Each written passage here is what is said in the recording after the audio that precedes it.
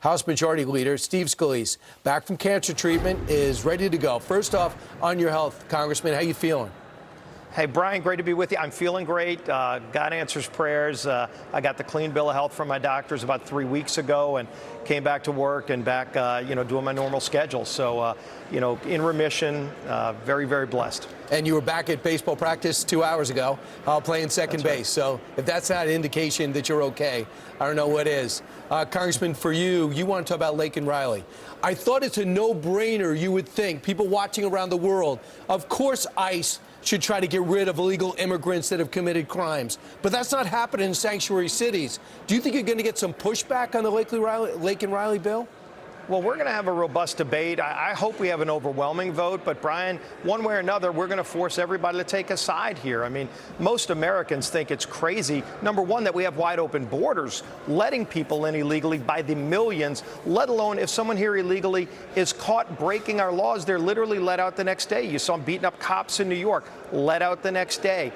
You saw what happened, committing theft, let out, and then ultimately the killer of Lake and Riley was one of those people who was literally caught breaking laws and then let out of jail right away so that they could go and commit murder. And it's happening in every community in America. It's not isolated.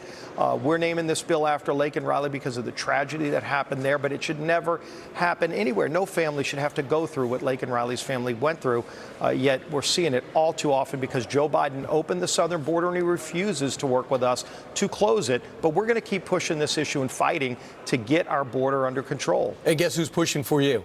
Many people in Chicago, many people in Philadelphia, and a whole bunch of people in New York, many of which vote Democrat, but understand how their lives have been screwed by this lack of cooperation with ICE.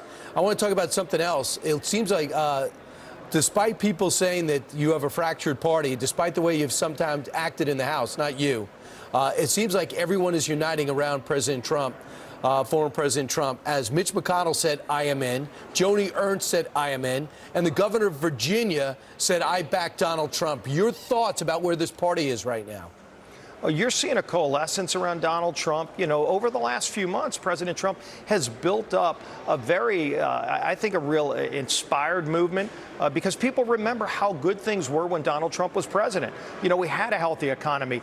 We had a secure and closed border. We had energy security. Our friends around the world, by the way, knew we had their backs, and our enemies weren't running roughshod over our friends because they didn't know what might happen if they attacked us or our friends around the world. That's not the case today on any of those fronts, and I think there are a lot of people that have buyer's remorse who voted for Joe Biden. So you're seeing Donald Trump's coalition grow, not just Republicans. You're seeing Democrats, African Americans, Hispanics. His numbers, President Trump's, are growing in a lot of different places, and I think it's going to continue to grow till November because people are fed up with the direction under Joe Biden, but they also remember how good things were under Donald Trump, and we need to get our country back on track, and nobody can do that better than Donald Trump. It's unbelievable because you want people to remember, and Democrats want people to remember how bad things were against Donald Trump, and you say I want people to remember how great things were for Donald Trump. Maybe everyone's going to make their own decision. Congressman Steve Scalise, thanks so much. The best news is that you're back in action and ready to go. Great to see you. Back in the game. God bless you. Thanks a lot.